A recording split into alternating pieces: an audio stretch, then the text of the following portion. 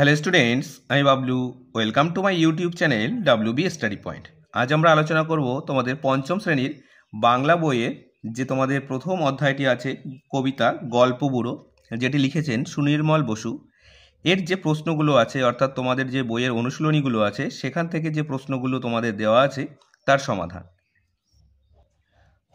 তো আশা করি তোমরা গল্পটি সবাই পড়েছো, যেখানে একজন গল্প বুড়ো কী করেছেন, তার একটি ঝোলা নিয়ে রাস্তায় বেরিয়েছেন এবং শীতের ভোরে সমস্ত বাচ্চাদের গল্প শোনাবেন বলে তাদেরকে ডেকে তুলছেন। এবং তিনি বলছিলেন কি, তার কাছে অনেক রকমের গল্প আছে, যেমন যক্ষীরাজ, পক্ষীরাজ, রূপকথা, কেশবতী কন্যা, বিভিন্ন পাহাড় পর্বতের গল্প তার ঝোলার মধ্যে কিন্তু ছিল। তার উপর ভিত্তি করে যে প্রশ্নগুলো তোমাদের বইতে দেওয়া আছে, চলো সেই প্রশ্নের উত্তরগুলো দেখে নেওয়া যাক। দেখো, পৃষ্ঠা নম্বরে 3 আছে সঠিক শব্দটি বেছে নিয়ে বাক্যটি আবার লেখো। অর্থাৎ আমি এখানে দেখিয়ে দিচ্ছি যে উত্তরটি কোনটি হবে, তোমরা কিন্তু বাক্যটি আবার নতুন করে লিখবে। 1.1 আছে, দেখো, উত্তরে হাওয়া বলতে বোঝানো হয় বা বোঝায় হাওয়া যখন উত্তর দিক থেকে বয়ে আসে, এমনভাবে ড্যাশ কালে হাওয়া বয়। কোন কালে হাওয়া বয়? দেখো এখানে আছে গ্রীষ্ম, শরৎ, শীত আর বর্ষা। তো আমরা কবিতায় দেখেছিলাম যে শীতকালে, তাহলে উত্তরটি হয়ে যাবে আমাদের শীতকালে। এবার 1.2 আছে, দেখো, থুরথুরে শব্দটির অর্থ চনমনে, জড়সড়, জ্ঞানী আর নড়বড়ে। তাহলে থুরথুরে শব্দটির অর্থ হচ্ছে নড়বড়ে। এরপরে 1.3 আছে রূপকথার গল্পে যেটি থাকে না, দৈত্যী দানব থাকে, পক্ষীরাজ থাকে, রাজপুত্র থাকে, কিন্তু উড়োজাহাজ অর্থাৎ যেটাকে আমরা বলি এরোপ্লেন সেটা কিন্তু থাকে না। তাহলে এটা হচ্ছে আমাদের উত্তর হচ্ছে উড়োজাহাজ। এবার 1.4 আছে রূপকথার গল্প সংগ্রহ করেছেন এমন একজন লেখকের নাম বেছে নিয়ে লেখো, যার মধ্যে আছেন আশাপূর্ণা দেবী, দক্ষিণারঞ্জন মিত্র মজুমদার, সত্যজিৎ রায় আর শরৎচন্দ্র চট্টোপাধ্যায়। তাহলে আমাদের উত্তরটি হয়ে যাবে দক্ষিণারঞ্জন মিত্র মজুমদার। এবার দেখো 2.1 এবং 2.2 আছে। 1 আছে লেখালেখি ছাড়াও সুনির্মল বসু আর কোন কাজ ভালোবাসতেন, আর 2 আছে তার লেখা দুটি বইয়ের নাম লেখো। এবং এখানে 2, 3, এই 4 এবং 5 দাগের যে প্রশ্নগুলো আছে এগুলো আমি খাতায় লিখে নিয়েছি, তোমরা একটু দেখে নাও। তো দেখো, লেখালেখি ছাড়াও সুনির্মল বসু আর কোন কাজ ভালো পারতেন? উত্তর, তিনি ভালো ছবি আঁকতে পারতেন। 2.2 আছে তার লেখা দুটি বইয়ের নাম লেখো। একটা হচ্ছে ছানাবড়া ও হইচই। আরও অনেকগুলো বই আছে, তোমরা লেখক পরিচিতির মধ্যে ভালোভাবে দেখতে পাবে। এবার দেখো আছে এলোমেলো বর্ণগুলিকে সাজিয়ে শব্দ তৈরি করো। প্রথমে আছে দেখো থা, রু, ক আর প। তো এটা আমাদের যদি আমরা সাজিয়ে লিখি তাহলে হয়ে যাবে রূপকথা। যেমন আছে রূপকথা। এরপরে আছে দেখো র, তয় তয় রস্যু, বর্গ জ, রয়াকার আর পু। তাহলে এটা আমাদের মিলে তৈরি হচ্ছে দেখো রাজপুত্তুর।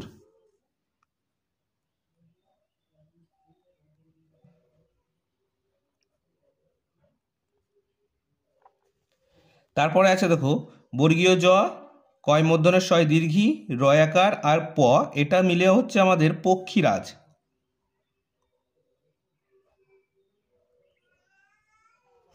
তারপরে আছে দেখো ব, প, ম, ন, ন,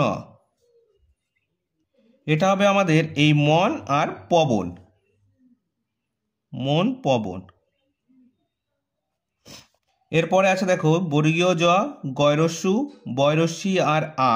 তাহলে এটা তৈরি হবে আমাদের আজগুবি। এলোমেলো শব্দ ছিল, আমরা সাজিয়ে কিন্তু একটা বা এলোমেলো বর্ণ ছিল, সাজিয়ে আমরা শব্দ তৈরি করে ফেলেছি। এবার 4 ছিল বইতে যে অন্তমিল আছে, অর্থাৎ অন্ত কথার অর্থ শেষ আর মিল কথার অর্থ একই রকম। তাহলে অন্তমিল আছে এমন 5 জোড়া শব্দ কবিতা থেকে খুঁজে নিয়ে লেখো। তো দেখো যেমন আছে যক্ষীরাজ আর পক্ষীরাজ, এর যক্ষীরাজের রাজ আছে শেষে, এর পক্ষীরাজেরও দেখো শেষে রাজ আছে, অন্তমিল অর্থাৎ শেষে মিলেছে। এখানে আছে দেখো দারখানা আর কারখানা, এই খানা আর এখানেও দেখো খানা, অর্থাৎ শেষে মিল হচ্ছে।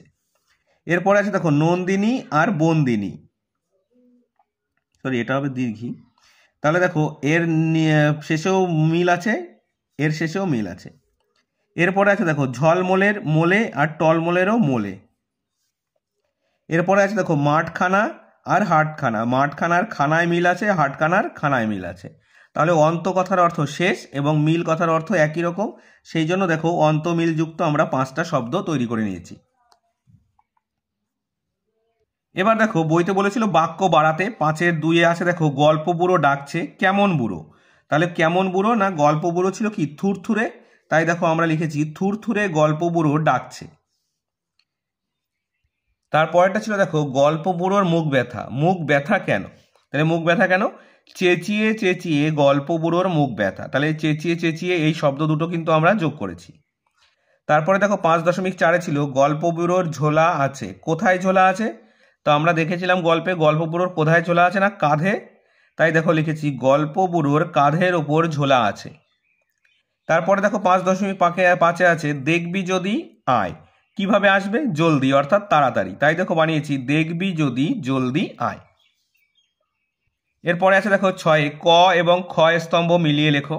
এখানে আছে দেখো ক আর ক্ষয়, অর্থাৎ এখানে যেটা আছে তার অর্থ বাঁদিকে দেওয়া, ডান দিকে দেওয়া আছে। এখানে আছে তল্পি, তল্পি কথার অর্থ হচ্ছে ঝোলা, তাহলে তল্পি আমাদের কোথায় মিলছে না ঝোলার সঙ্গে। এরপরে আছে রূপকথা, রূপকথার অর্থ হচ্ছে কাল্পনিক গল্প। এরপরে আছে ভোরে, ভোরে কথার অর্থ বিহানে মানে অনেক সকালে। তারপর আছে পবন, পবন মানে আমরা সবাই জানি বাতাস। আর সত্তর, সত্তর মানে তাড়াতাড়ি বা দ্রুত, তাই দেখো এখানে মিলেছে দ্রুত। এরপরে 6 আছে দেখো ডাক ছেড়ে আর ডাক ছেড়ে শব্দ জোড়ার মধ্যে কি পার্থক্য তা দুটি বাক্য রচনা করে দেখাও। দেখো এখানে আমাদের উদাহরণ দেওয়া আছে বাছুরটি ডাক ছেড়ে মাকে ডাকছে। আমরা এই বাছুরটির জায়গায় যদি চেঞ্জ করে দিই যে মা তার বাচ্চাকে ডাক ছেড়ে অর্থাৎ ডাক ছেড়ে মানে কি অনেক জোরে চিৎকার করে ডাকছে, সেরকমভাবে তোমরা উদাহরণ দিয়ে বাক্য দুটো রচনা করে কিন্তু লিখতে পারবে খুব সহজেই। এবার 8-এ আছে দেখো শব্দ ঝুড়ির থেকে নিয়ে বা বিশেষ্য ও বিশেষণ আলাদা করে লেখো। বিশেষ্য অর্থাৎ নাম বোঝানো হচ্ছে, আর বিশেষণ মানে সেই নামের দোষ গুণ অবস্থা বোঝানো হয়, ঠিক আছে।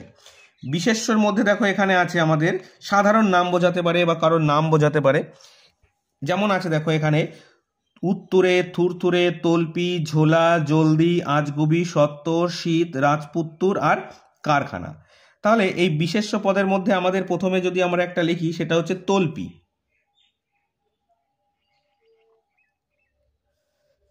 আরো একটা বিশেষ্য আছে দেখো এর মধ্যে আছে ঝোলা, আর একটা আছে দেখো শীত,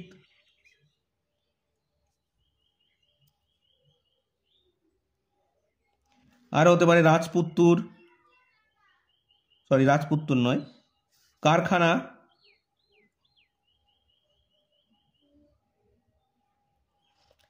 হ্যাঁ রাজপুত্রও হবে, তাহলে আমরা এখানে লিখবো রাজপুত্তুর।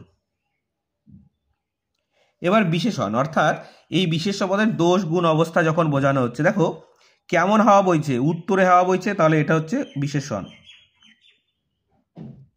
তারপরে সেই লোকটি যে কেমন ছিল, থুরথুরে মানে ভীষণ বুড়ো, তাহলে আমরা এখানে লিখবো থুরথুরে।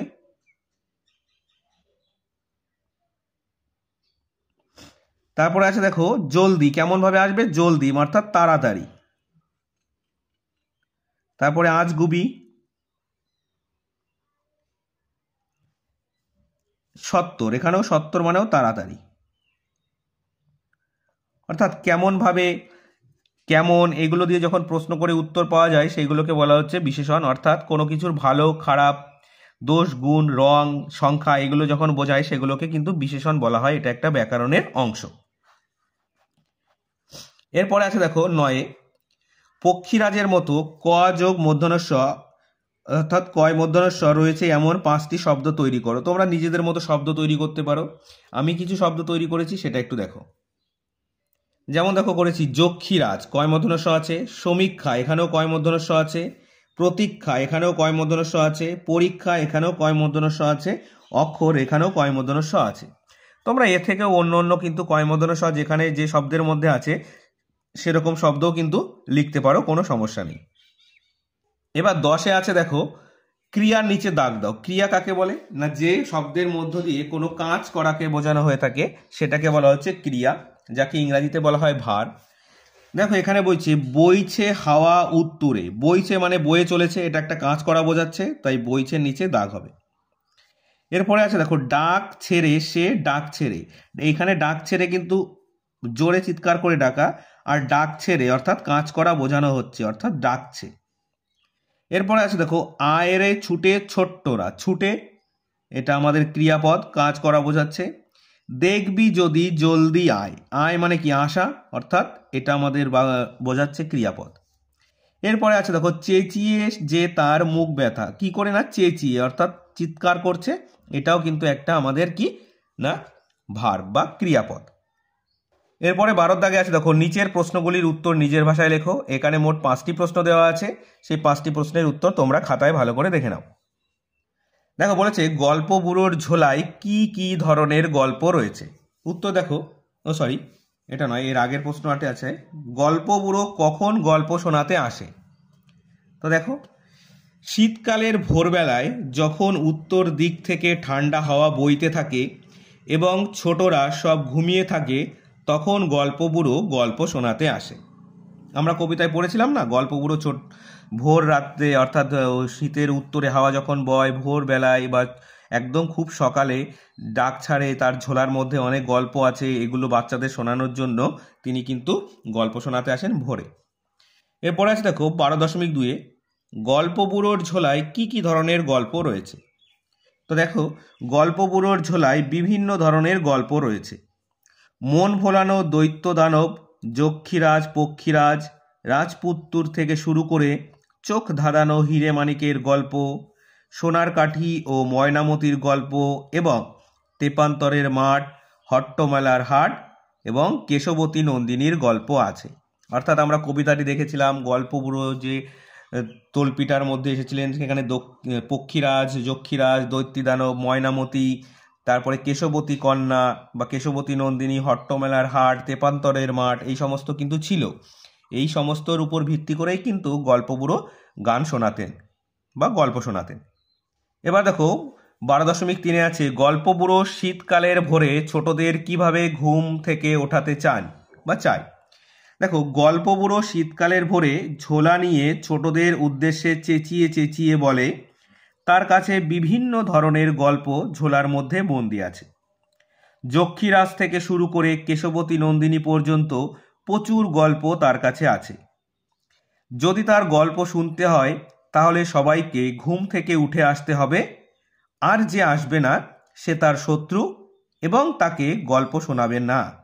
এইভাবে তিনি কি করতেন না ঘুম ভাঙাতেন। দেখো আমি এখানে একটা কথা লিখেছি, যক্ষীরাজ থেকে শুরু করে কেশবতী নন্দিনী, অর্থাৎ তোমাদের যে কবিতাটি আছে সেখানে যক্ষীরাজ পক্ষীরাজ রাজপুত্র দৈত্যী দানব সমস্তটাই আছে, কিন্তু অতগুলো লিখলে তো অনেকটা বড় হয়ে যাবে, উত্তরটা লিখতে আমাদের সমস্যা হবে। সেই জন্য আমি এই যক্ষীরাজ থেকে শুরু করে কেশবতী নন্দিনী পর্যন্ত একটা লাইনের মধ্যেই কিন্তু সমস্তটা দেখিয়ে দিয়েছি। এরপর আছে দেখো 12.4 রূপকথার কোন কোন বিষয় কবিতাটিতে রয়েছে। আমরা দেখেছিলাম রূপকথার বিভিন্ন বিষয় রয়েছে, যেমন দৈত্য দানব, যক্ষীরাজ পক্ষীরাজ, রাজপুত্তুর, সারবাঁধা কড়ির পাহাড়, চোখ ধাঁধানো হিরে মানিকের গল্প, চকচকে সোনার কাঠি, তেপান্তরের মাঠ, হট্টমেলার হাট, কেশবতী নন্দিনী, এই সমস্ত কিছুরই কিন্তু গল্পগুলো রয়েছে নাকি কবিতার মধ্যে, যেটা রূপকথার উপর নির্ভর করে রচিত। এবার শেষ প্রশ্ন আছে দেখো গল্প বুড়ো কাদের তার গল্প শোনাবে না। দেখো গল্প বুড়ো বলেছে যারা শীতকালের ভোরে তার ডাক শুনে ঘুম থেকে উঠে দ্রুত তার কাছে রূপকথার গল্প শুনতে আসবে না, তার সব শত্রু, এখানে হবে তারা সব শত্রু আর মূর্খ, তাদের গল্প বুড়ো গল্প শোনাবে না। খুব সহজেই উত্তরগুলো আমাদের কিন্তু পেয়ে গেলাম আমরা। তো আজকের ভিডিও আমরা এখানেই শেষ করব, অর্থাৎ তোমাদের গল্প বুড়োর যে কবিতাগুলো প্রশ্নগুলো ছিল সেই প্রশ্নগুলোর উত্তর কিন্তু আমরা সব দেখে নিলাম। আর পরের দিন আমরা তোমাদের যে বুনো হাঁস গল্পটি আছে, যেটি লীলা মজুমদার লিখেছেন, সেই গল্পের যে প্রশ্নগুলো আছে সেগুলো আমরা দেখব। আজকের ভিডিওটি যদি ভালো লেগে থাকে অবশ্যই লাইক করবে এবং চ্যানেলটি সাবস্ক্রাইব করে নিয়ে বেল নোটিফিকেশান অল করে রাখবে পরবর্তী সমস্ত গুরুত্বপূর্ণ ভিডিওগুলোর নোটিফিকেশান পাওয়ার জন্য। তো চলো আজ এই পর্যন্তই। নেক্সট ভিডিও আবার দেখা হচ্ছে। Thank you for watching.